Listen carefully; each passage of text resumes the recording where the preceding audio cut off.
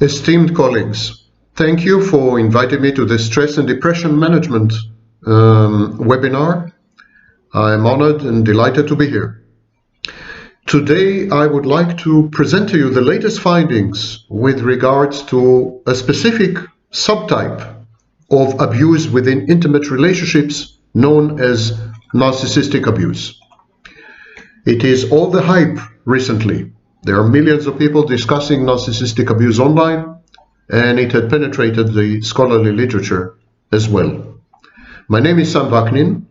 I'm a visiting professor of psychology in Southern Federal University in Rostov-on-Don in Russia, and I'm a professor of finance and a professor of psychology in the outreach program of CIAPS, Center for International Advanced and Professional Studies. I'm also the author of Malignant Self-Love, Narcissism Revisited, and a host of other books about personality disorders. In 1995, I coined the phrase narcissistic abuse. And I felt the need to coin a new phrase because I wanted to describe a subtype of abusive behavior that was pernicious, nefarious, all-pervasive across multiple areas of life and involved a plethora of behaviors and manipulative or coercive techniques.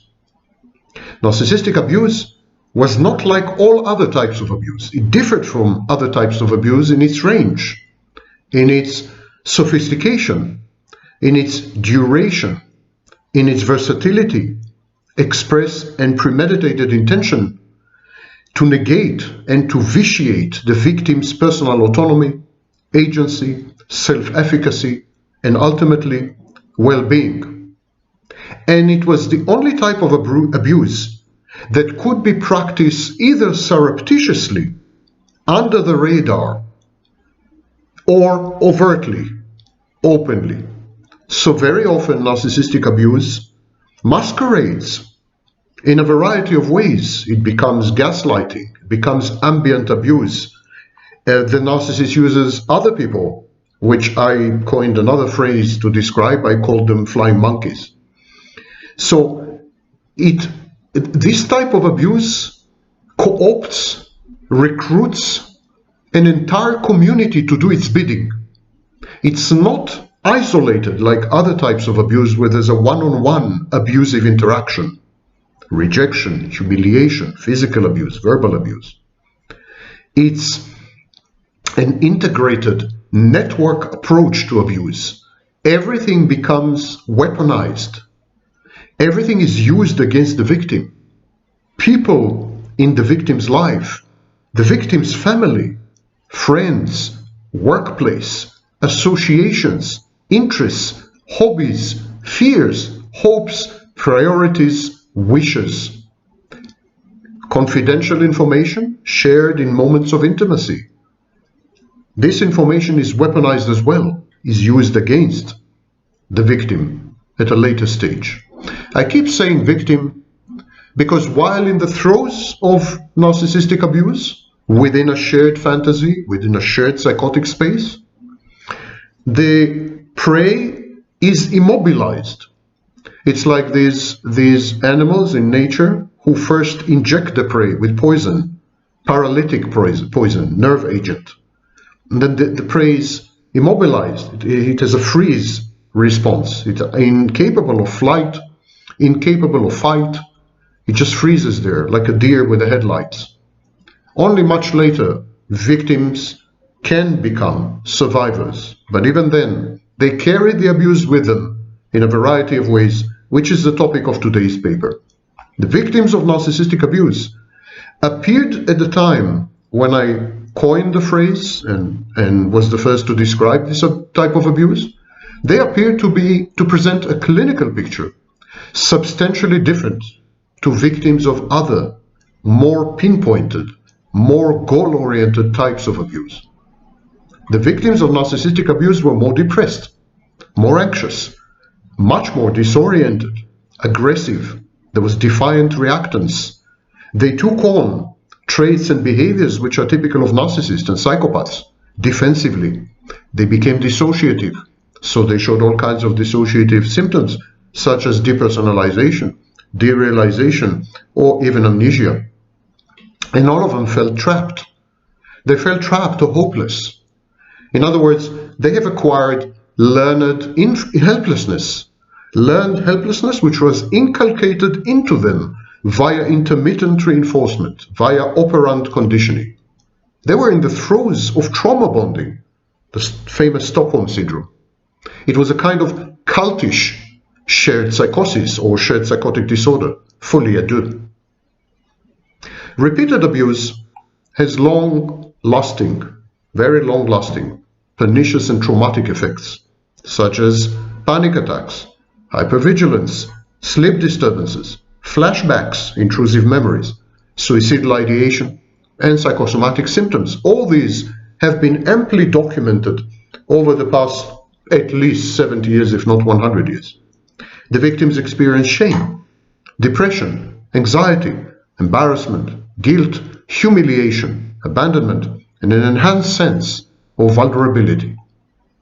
Complex post-traumatic stress disorder, complex trauma, complex PTSD, has been proposed as a new mental health diagnosis at the time by Dr. Judith Herman of Harvard University to account for the impact of extended periods of trauma and abuse. Classic PTSD is, of course, a reaction to a single, harrowing, shattering external shock. Complex PTSD or complex trauma is a reaction to repeated shocks, however minor. In the article Stalking, an overview of the problem, published in the Canadian Journal of Psychiatry, 1998, volume 43, pages 473-476. In that article, authors Karen Abrams and Gail Ehrlich Robinson wrote the following. Initially, there is often much denial by the victim. Over time, however, the stress begins to erode the victim's life and psychological brutalization results. Sometimes the victim develops an almost fatal resolve that inevitably one day she will be murdered. That's persecutory or paranoid ideation. Victims unable to live a normal life describe feeling stripped of self-worth and self-dignity. Personal control and resources, psychosocial development, social support, premorbid personality traits, and the severity of the stress may all influence how the victim experiences and responds to the abuse. Victims stalked by ex-lovers may experience additional guilt and lowered self-esteem for perceived poor judgment in their relationship choices. Many victims become isolated and deprived of support when employers or friends, or I add family members, withdraw after also being subjected to harassment, or when they are cut off by the victim in order to protect them. Other tangible consequences include financial losses from quitting jobs, moving, and buying expensive security equipment in an attempt to gain privacy. Changing homes and jobs results in both material losses and a loss of self-respect. Now, this particular article deals with stalking, but many of the effects and the impacts described here are very common in cases of narcissistic abuse, and one could even argue that narcissistic abuse is much closer to stalking, paranoid, dangerous stalking, than to classic abuse. Surprisingly, verbal, psychological, and emotional abuse have the same effects as the physical variety. I refer you to Psychology Today, the September-October 2000 issue, page 24. Abuse of all kinds also interferes with the victim's ability to work. Abrams and Robinson wrote this in the article Occupational Effects of Stalking in the Canadian Journal of Psychiatry, 2002, volume 47, pages 468-472. They wrote, being stalked by a former partner may affect a victim's ability to work in three ways. First, the stalking behaviors often interfere directly with the ability to get to work, for example, flattening tires or other methods of preventing leaving the home. Second, the workplace may become an unsafe location if the offender decides to appear there. Third, the mental health effects of such trauma may result in forgetfulness, fatigue, lowered concentration, and disorganization. These factors may lead to the loss of employment with accompanying loss of income, security and status. Why I keep focusing on stalking is that in narcissistic abuse, the victim internalizes her abuser. He becomes an introject. The abuser becomes a voice in her head. In a way, she stalks herself via the agency of her abuser. The stalking is done by the victim. The victim is her own stalker. There's no escape. And she continues to abuse herself long after a breakup, long after a divorce. She continues to abuse herself by playing and replaying the recordings of her abuser, things he had said to her, threats he had made, challenges to her self-esteem, self-confidence and sense of self-worth, gaslighting, distortion of reality in a way that makes her doubt her own sanity. All these are internalized and then integrated into a complete self-picture, and she can't get rid of it. There is a pronounced element of stalking in narcissistic abuse. Still, it is hard to generalize. Victims are not a uniform lot. In some cultures, abuse is commonplace. It's even accepted as a legitimate mode of communication, a sign of love and caring, and a boost to the abuser's self-image and to the victim's self-image. My husband loves me so much, he's so jealous that he beat me up. That's proof of love. In such circumstances, the victim is likely to adopt the norms of society and to avoid serious trauma. Deliberate, cold-blooded and premeditated torture has worse and longer-lasting effects than abuse meted out by the abuser in rage and loss of self-control. The existence of a loving and accepting social support network is another important mitigating factor. And finally, the ability to express negative emotions safely and to cope with them constructively is crucial to healing. Typically, by the time the abuse reaches critical and all-pervasive proportions, becomes ubiquitous, the abuser had already, spider-like, isolated his victim from family, friends, and colleagues, enmeshed her in a shared fantasy, and deprived her of any judgment and any opinion and any critical thinking and any reality testing. She's catapulted into a netherland, a cult-like setting where reality itself dissolves into a continuing nightmare. When the victim emerges on the other end of this wormhole, the abused woman, or more rarely man, she feels helpless, self-doubting, worthless, stupid, and a guilty failure for having botched her relationship and abandoned her family, quote-unquote. In an effort to regain perspective and to avoid embarrassment and shame and guilt, the victim denies the abuse or minimizes it. No wonder that survivors of abuse tend to be clinically depressed, neglect their health and personal appearance, succumb to boredom, rage, and impatience. Many end up abusing prescription drugs or drinking or otherwise behaving recklessly. Some victims even develop classic post-traumatic stress disorder. Again, contrary to popular misconceptions, post-traumatic stress disorder, PTSD, and acute stress disorder or reaction are not typical responses to prolonged abuse. They are the outcomes of sudden exposure to severe or extreme stressors, stressful events. There is a post-traumatic stress response which encompasses PTSD and CPTSD. Yet some victims whose life and body had been directly and unequivocally threatened by an abuser react sometimes by developing exactly these symptoms. PTSD is therefore typically associated with the aftermath of extreme physical and sexual abuse in both children and adults. We can have, in other words, comorbidity of CPTSD and PTSD, with elements of PTSD such as flashbacks, which don't occur in CPTSD, and elements like narcissistic or psychopathic behaviors or borderline behaviors, which are very common in CPTSD but never occur in PTSD. And that's why another mental health diagnosis, CPTSD, that's why Judith Herman proposed this diagnosis, to account for the impact of extended periods of trauma and abuse.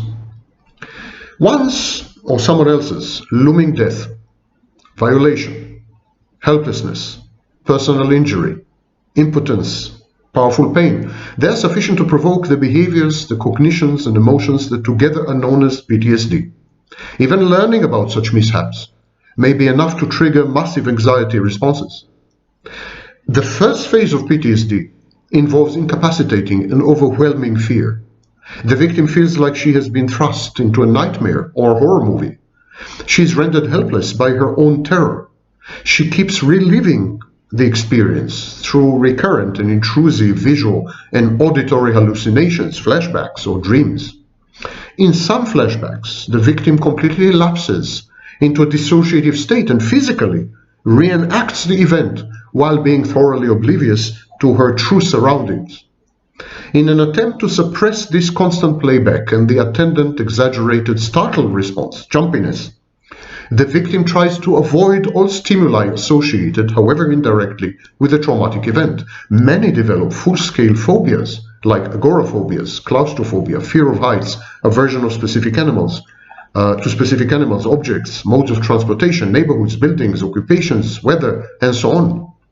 Most PTSD victims are especially vulnerable on the anniversaries of their abuse. They try to avoid thoughts, feelings, conversations, activities, situations, or people who remind them of the traumatic occurrence. These are the triggers. And this constant hypervigilance and arousal, the sleep disorders, mainly insomnia, the irritability, short fuse, and the inability to concentrate and to complete even relatively simple tasks, they erode the victim's self-esteem and resilience. Utterly fatigued, exhausted, most patients manifest protracted periods of numbness, automatism, and in radical cases, near catatonic posture. Response times to verbal cues increase dramatically. Awareness of the environment decreases, sometimes dangerously so. The victims are described by nearest and dearest as zombies, machines, automata. The victims appear to be sleepwalking, depressed, dysphoric, anhedonic, not interested in anything. They find pleasure in nothing. They report feeling detached, emotionally absent, estranged, and alienated. Many victims say that their life is over and expect to have no career, family, or otherwise meaningful future. The victim's family and friends complain that she is no longer capable of showing intimacy, tenderness, compassion, empathy, of having sex due to her post-traumatic frigidity. Many victims become paranoid, impulsive, reckless, self-destructive. Other victims somatize their mental problems and complain of numerous physical ailments. They feel guilty, shameful, humiliated, desperate, hopeless, and hostile. Many of them develop somatization or conversion symptoms and become hypochondriacs. Post-traumatic conditions need not appear immediately after the harrowing experience. They can appear, and often do appear, after many days or many months. They're delayed. It's a delayed reaction. And they last more than 1 month, usually much longer. Sufferers of post-traumatic conditions report subjective distress. The manifestations are ego-dystonic. They're uncomfortable. They're functioning in various settings: job performance, grades at school, sociability, new romantic attachments. This functioning deteriorates markedly. The criteria in the DSM-4 and 5 for diagnosing PTSD are far too restrictive even today when they had been expanded to include complex trauma and so on. They're still restrictive. The post-trauma seems to also develop in the wake of verbal and emotional abuse, in the aftermath of drawn-out traumatic situations, such as a nasty divorce. And so we need to rethink trauma as a major responsive modus in many situations which hitherto we did not consider, such as, for example, domestic violence. Why are we limiting such responses to, I don't know, for example, natural disasters or war? Moreover, there are other phenomena associated with this. For example, consider triggering cascade. Triggering cascade is when seemingly a minor trigger results in vastly disproportional trauma. Painful memories, replete with the attendant negative emotions, are walled behind mental barriers, combinations of dams and firewalls. Sometimes even an innocuous mishap or a merely unpleasant event rupture these defenses, and decades of hurt like effluents of pain, are released in an avalanche that at times can be life-threatening. Narcissists and psychopaths are expert in eliciting this response. They are dream wreckers. They are particularly adept at provoking triggering cascades by aggressively and contemptuously frustrating both individual and social expectations, cherished and life-sustaining hopes, deeply held beliefs, and ingrained fantasies and values. The lack of empathy of narcissistic or psychopathic partner, the innate goal-focused cruelty and ruthlessness, the absent impulse control, and the mind-boggling recklessness create a whiplash of shock and disorientation, coupled with agony and a pervasive feeling of being existentially negated. It's intolerable angst, this thing. Trauma also imprints everything and everyone involved, all present in the stressful event, however tangentially. So there's a traumatic event or series of events, and the places, the people, the smells, the sounds, the circumstances, objects, dates, categories of all the above, all get imprinted and stamped with a traumatic experience. Trauma imprinting is at the core of traumatic syndromes, post-traumatic stress disorder, complex trauma, and they are triggering. Triggers are places, people, smells, sounds, circumstances, dates, or objects that are reminiscent of the same classes of stressors involved in the original trauma and that evoke them. Many exposure and re-traumatization therapies, including most recently the treatment modality that I had developed, called therapy. These treatment modalities make use of trauma imprinting to generate new, less stressful, less panic or anxiety-inducing associations between external triggers, and so to induce integration of the haywire emotions, the dysregulated emotions involved in the primary situation. Major traumas can lead to either of two opposing outcomes: regression into infantile behaviors and defenses in infantile state, or a spurt of personal growth and maturation. It all depends how the trauma is processed. It all depends on the social network, social support network.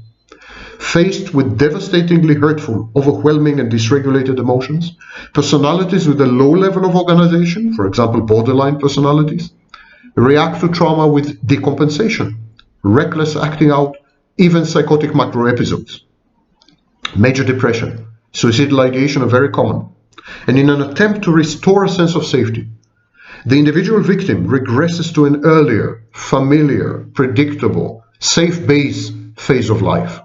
She evokes parental imagos and introjects to protect her, to comfort her, to soothe and take over responsibilities. In a way, the trauma victim parents herself by splitting her mind into a benevolent, forgiving, unconditionally loving inner object, mother or father, and another object which is wayward, defiant, independent and rebellious child or teen, who is largely oblivious to the consequences of his or her actions. More balanced, emotionally regulated and mature people reframe the trauma by accommodating it in a rational, evidence-based, not fictitious or counterfactual narrative. They modify their theories about the world and the way the world operates. They set new boundaries, they generate new values, new beliefs, new rules of conduct, new schemas. They process their emotions fully. They're thereby rendered more self-efficacious, not less so. In other words, mature people grow up having leveraged their painful losses as an engine of positive development geared towards the attainment of favorable long-term results. Abuse and attachment, trauma and bonding form parabolic relationships. Up to the vertex, the low point of the parabola, one member of the pair, abuse and trauma, sustains and enhances the other member, attachment and bonding.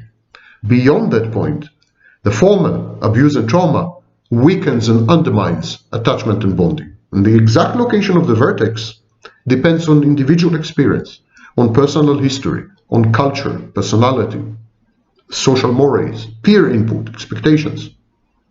Up to a point, people, men and women, are attracted to abusers. We must accept this. Abuse attracts. When the maltreatment reaches the traumatic vertex, the emotional reaction flips, and the hitherto victims are repelled by the gratuitous cruelty, and they're ejected and catapulted out of the dyad, the couple or the bond. This means that good guys and decent women don't stand a chance in the sexual and relationship marketplace. They always amount to distant and unattractive second rebound choices. Nice guys and solid, stable girls are there to pick up the pieces, relegated to the unglamorous role of the sanitation workers of lopsided romance. They are rarely anything more than pedestrian providers and co-parents, or if they luck out, intimate companions in between their spouses' extramarital affairs with other, more abusive, less regulated, more labile, more thrilling and appealing ones. Numerous studies have demonstrated this. People are attracted to dysregulation, lability, pain, expected hurt, and abuse, unconsciously, subliminally. Indeed, nice girls and nice guys do end lust, unfortunately. It's time to reverse this paradigm. Thank you for listening.